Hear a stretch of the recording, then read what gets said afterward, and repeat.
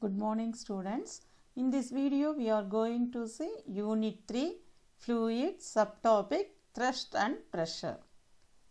Learning objectives: know about thrust and pressure, understand about the pressure depends on area of application, know about pressure due to liquids.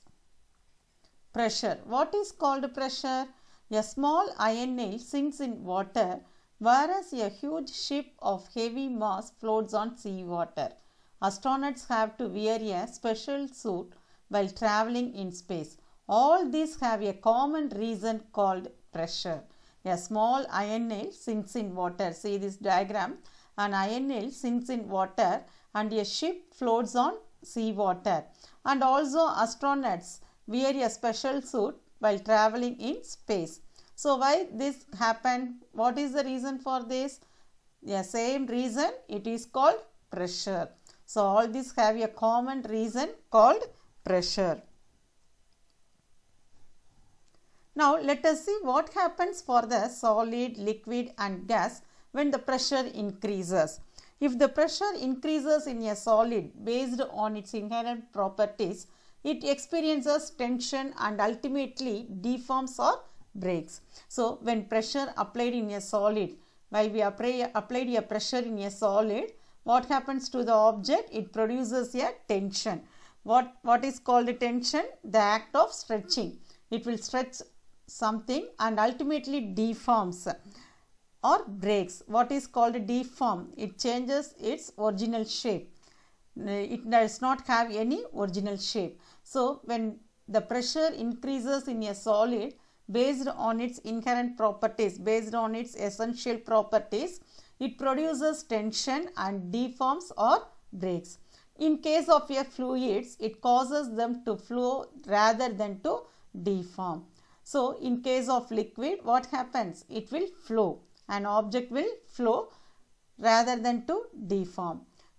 What is called deform? Not having original shape. So when the pressure applied on an object, it changes its shape or form. So in case of solid, it produces tension or it breaks or it deforms. In case of fluids, it flow instead of deform. Now although liquids and gases share some common characteristics, but they have many distinctive characteristics on their own. Liquids and gases have some common characteristics and also they have some distinguished characteristics. It is easy to compress a gas. What is the different characteristics between gas and liquid is? Gas compress very easily, whereas liquid is incompressible. So gases compress easily and liquids are incompressible. Pushing a pin into a board by its head is difficult, but pushing it by the pointed end is easy. See the pin, while we have to use the pin at a head, it is very difficult. But at the same time, while we use the pin at the sharp end, it is easy to insert in a cardboard. So to insert a board, when we use the sharp end of the pin, it is very easy. Instead of using the sharp end, while we use the head, it is very difficult. So why this happened? What is the reason for this? And why a camel can run in a desert easily? And also why a truck or a motor bus has a wider tire? And why we are using the sharp edge cutting tools? What is the reason for all this?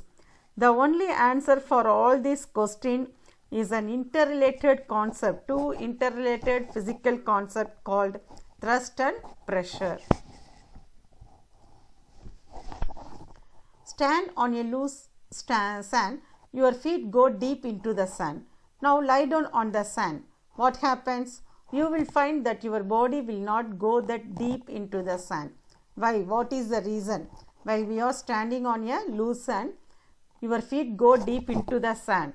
At the same time, while you all lie down on the sand, your body will not go deep into the sand. What is the reason for this? The reason for this is the force exerted on the sand is the weight of your body, which is the same. That is, the force produced by the sand and the force produced by your body, both are same. This force acting perpendicular to the surface is called thrust. See this diagram. The force is acting perpendicular to the surface is called as a thrust. This is the surface. So in the surface the force is acting. The plane is moving. So where the force is acting on a plane, it is called as a thrust. So the perpendicular force of the object is called as a thrust. When you stand on a loose sand, the force acting on an area equal to the area of your feet. When you lie down, the same force act on the area of your body, which is larger than the area of your feet. Therefore, the effect of thrust depends on the area on which it acts. So, the effect of thrust on sand is larger while standing than while lying. So, the effect of thrust on sand is larger while standing than while lying. So, the force per unit area acting on an object concerned is called pressure. So, from this we can understand what is called pressure. So, the force acting on unit area of an object is called as a pressure. While we are lying on a sand, the force acting on the body, acting on unit area of your body is called as a pressure. So, we can say that the thrust is an unit area. The thrust on a unit area is pressure. So, what is called pressure? The thrust acting on an object in unit area is called pressure. Thrust is nothing, it is a force acting on an object. While that force is acting on an object in a perpendicular manner, it is called as a thrust. So, while the thrust acting on a unit area, it is called as a pressure. So, what is the formula for pressure? Pressure is equal to thrust by area of contact. See this diagram. In this diagram, low pressure acts on a larger area and high pressure acts on a smaller area.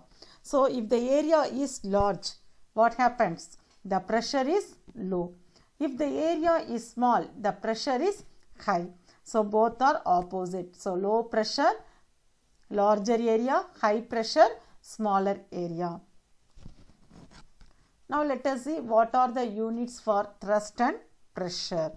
The SI unit of thrust is Newton. It is denoted as capital N.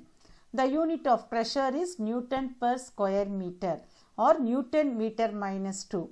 It is denoted as Nm minus 2.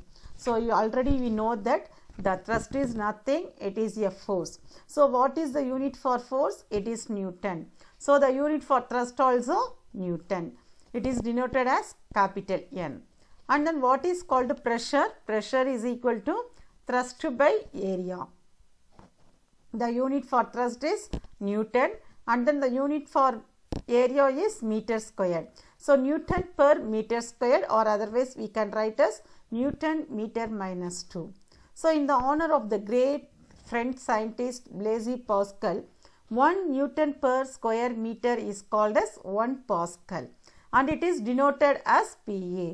So, by using the scientist name, the 1 Pascal is equal to 1 Nm minus 2. So, while we denote the unit in terms of Pascal, the 1 Pascal is equal to 1 Newton meter minus 2. So, these are the unit for thrust and pressure. So, the unit for thrust is Newton and then the unit for pressure is Newton per square meter. By using the great French scientist Blaise Pascal, it is denoted as the unit Pascal, PA. So, from this we can understand that what is called thrust and what is called pressure. So, thrust is nothing, it is the force acting perpendicular to the surface is called as a thrust. And what is pressure? The force per unit area acting on an object is called as a pressure. And then the unit for thrust is Newton, whereas the unit for pressure is Newton per square meter. Now, if a single nail pricks our body, it is very painful. How is it possible for people to lie down on a bed of nails still remain unhurt? See this diagram, a person lying on a bed of nails. Now, it does not produce any pain. But at the same time, a single nail insert in our body, it produces pain. So what is the reason? It is because the area of contact is more. If there is a large area, the pressure is low. Already we saw in the diagram in previous slide, large pressure produces low, and then if the area is large, the pressure is low. If the area is small, the pressure is high. So here the area is large.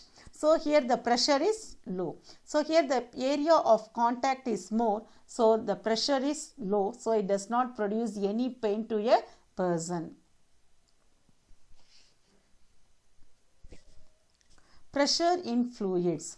All the flowing substances, both liquids and gases, are called fluids. What are called fluids? Liquids and gases. Flowing substances, liquids and gases. See this diagram? Liquids and gases. It will flow. So it is called as a fluids. Like solids, the fluids also have weight. Therefore, this fluids also produces the pressure. So what is called fluid? Both liquids and gases are called fluids. These fluids also have weight and also it produces pressure.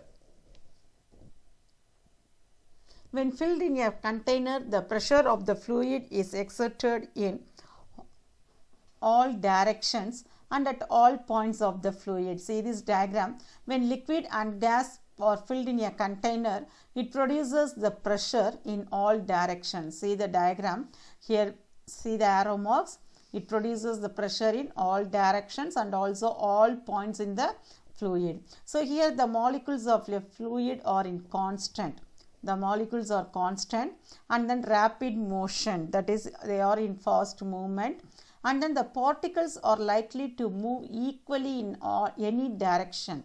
The particles present in the fluid and gases are move in any directions. So here the pressure produced by the fluid acts on the object from all directions. So where the pressure acts on a fluid, the pressure acts on a fluid in all directions. So when we fill a liquid and gas in a container, it produces the pressure in all points in a liquid, because the molecules of a fluid are constant and they are in a fast movement, and it produces pressure in all directions, that is the molecules move in all directions. So the pressure produced by the fluid act on an object in all directions. Pressure in fluid is calculated as shown below. See the diagram. The pressure in fluid is calculated as shown below. So fluid pressure is equal to total force exerted by the fluid by area over which the force is exerted. Already we know that the pressure is equal to force, that is thrust by area.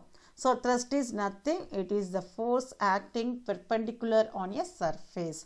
So the force, fluid pressure is equal to total force by area. So it is equal to F by A. Fluid pressure is equal to F by A. What is the formula for pressure? Fluid pressure is equal to F by A, that is total force exerted by the fluid by area over which the force is exerted. Now pressure due to liquids. The force exerted due to the pressure of a liquid on a body submerged in it and on the walls of the container is always perpendicular to the surface. See this diagram. Here the force produced by the object, that is the object is immersed in a liquid. So the force produced by the object immersed in a liquid produces the force in all the directions, and also it is perpendicular to the walls of the container, or the force produced by the object is perpendicular to the walls of the container. So the force exerted due to the pressure of a liquid on a body submerged in it and on the walls of the container is always perpendicular to the surface. See this arrow mark. This arrow mark or the force produced by the object, and this force produced by the liquid or the object is perpendicular to the surface. Likewise, when an air-filled balloon is immersed in the water in a vessel, it immediately comes up and floats on water. When you immerse the balloon in a water, what happens? It immediately floats on the water. So, this activity shows that the water exerts pressure in the upward direction.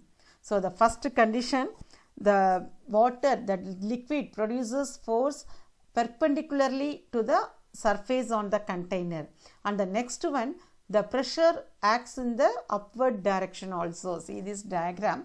When an air-filled balloon is immersed in the water, it immediately comes up and floats on water. So, this shows that the pressure acts in upward direction. Liquid pressure acts in lateral sides also.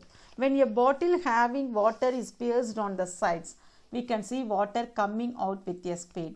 This is because liquid exerts lateral pressure on the walls of the container.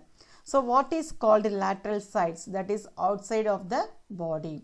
So, the liquid pressure takes place on the outside of the body also. So, when we fill the bottle with water, is pierced on the sides. Pierced, what is the meaning for pierce? Hole. When we have to put a hole on the sides of the bottle, the water coming out with a speed. The water comes out with a speed. So, this is because, why it comes out with a speed? Because the liquid exerts lateral pressure. That is, the liquid produces outside pressure on the walls of the container. So, the next condition is the liquid exerts lateral pressure. So, in first condition, the pressure acts perpendicular to the surface, and then the pressure produces in upward direction, and also the liquid exerts lateral pressure on the walls of the container. Now, let us see the next one. Take a transparent plastic pipe. Also take a balloon and tie it tightly over one end of the plastic pipe. See this diagram. Here we have two pipes, and at the end of the pipe it is tied with a balloon. Now we have to pour some water in the two pipes from the top. Now what happens? The balloon tied at the bottom stretches and bulges out. It shows that water poured in the pipe exerts a pressure on the bottom of its container. When we pour the water produces the pressure at the bottom of the container. So, depending upon the pressure, the balloon becomes bulge. See here, the level of water is low, and here the balloon also produces pressure as a low, and here the water level, the pressure increases, and then here also the balloon becomes increases. So, depending upon that, it produces a pressure. So, take a two transparent plastic pipe and also two balloons and tie a balloon at the bottom of the pipe, and now you have to pour a water. So, here the water produces the pressure at the bottom of the container. Now, let us see what are the factors determining liquid pressure in liquids. So, this is very important. So, name the factors determine the liquid pressure in liquids. Pressure exerted by a liquid at a point is determined by depth, density of the liquid, and acceleration due to gravity. The first term is depth, density, and then acceleration due to gravity. Now, let us see how it depends upon this factor. What are the factors? Depth, density, and acceleration due to gravity. Through the activity, let us see how the liquid depends upon depth, density, and acceleration due to gravity. Now, first let us see about the depth. Take a large plastic can and you have to punch your holes with a nail in a vertical line on the side of the can. Take a large can and you have to put a hole at the side of the can, and we have to fill the water in a can. Now the water may just dribble out from the top hole. First the water will comes out from the top hole, but with increased speed at the bottom holes as depth causes the water to squirt out with more pressure. So while we compare the water pressure at the three holes, where the pressure increases means at the bottom of the hole. So at the bottom of the hole, the water comes out with a great pressure. Comparing with the remaining 2 holes. So from this activity we have to note that the pressure varies as the depth increases. When the depth increases, the pressure also changes, the pressure varies, and it is same at a particular depth independent of the direction. So the depth is independent of the direction. So from this activity we have to understand that the pressure depends upon depth. The pressure depends upon the depth of the liquid. So we have to take a large can and put a hole at the side of the can, and now we have to pour a water. The water comes out through the 3 holes. Now while we compare the pressure of the water from the 3 holes, the water pressure increases at the bottom of the hole. So this activity we have to find out that the pressure varies as the depth increases. Now let us see how it depends upon the density of the liquid. Take 2 liquids of different densities, say water and then oil. Water and oil have different density. We have to fill the water and oil in a 2 container at the same level. For example, if the water is 100 milliliter means, and then oil also 100 milliliter. So we have to fill it with a same level. Now we have to put a holes at the side of the can, both the can, that is the water can and oil can. Now make holes at the 2 containers at the same level. Now what do you observe from this? Now it can be seen that water is squirting out with more pressure than oil. Which one will flow out more pressure, water or oil? Can you say which one will flow out more pressure? Water. So the water is squirting out with more pressure comparing with the oil. So this activity shows that the pressure depends upon density of the liquid. So how it depends upon density of the liquid? Take 2 containers filled with water and oil. Fill the water and oil at the same level. Now put a hole. What do you observe from this? The water flow out fastly comparing with the oil. That is, the water produces more pressure than the oil. So this one shows that the pressure depends upon the density of the liquid. So from the previous activity we know that the pressure depends upon the depth of the liquid, and now we have to understand that the pressure depends upon the density of the liquid. And then now let us see how the pressure depends upon acceleration due to gravity by using this experiment, that is the pressure due to a liquid column. A tall beaker is filled with a liquid so that it forms a liquid column. See this diagram, it is a liquid column. We have to take a beaker and then we have to fill a liquid and then we have to form a liquid column. Now here it is the area of cross section of the beaker. The bottom of the beaker is area of cross section, and then the density of the liquid you have to take as rho. This letter is called as a rho, and then the height of the liquid column is h, small h. In other words, the depth of water from the top level is h. That is, when we measure the liquid level from top to bottom, it is called as h. So the liquid column, the area of cross section, that is the bottom of the beaker, it is A, and then the density of the liquid is rho, and height of the liquid column is h. Now we know that the thrust at the bottom of the column F is equal to weight of the liquid, that is the force is equal to weight of the liquid. What is the formula for weight? W is equal to mg. We already studied in previous class, that is W is equal to mg. So instead of F we have to write F is equal to mg. Force is nothing, it is the weight acting on a body. So what is the formula for a weight? mg. So F is equal to mg. Now we can get the mass of the liquid by multiplying the volume of the liquid and its density. We already know that what is called density. Density is the mass per unit volume. Density is defined as mass per unit volume, that is density is equal to m by v. Now here we have to find out m. So mass m is equal to rho v. Rho is density, v is volume. Volume of the liquid column V is equal to, now we have to find out the volume. So first in this first equation, first we have to find out M. So M is the mass. So what is the mass of the liquid? M is equal to rho V. And in the second equation, we have to find out volume of the liquid column. So volume V is equal to area of cross section into height. The V is equal to area into height. So A into H. Now this one is a third equation. So now we have to substitute the third equation in second equation. What is the second equation? Mass M is equal to rho V. So instead of V, we have to substitute AH. So mass M is equal to rho AH. This one we have to consider as fourth equation. So mass M is equal to rho AH is the fourth equation. Now we have to substitute this fourth equation in a first equation. What is your first equation?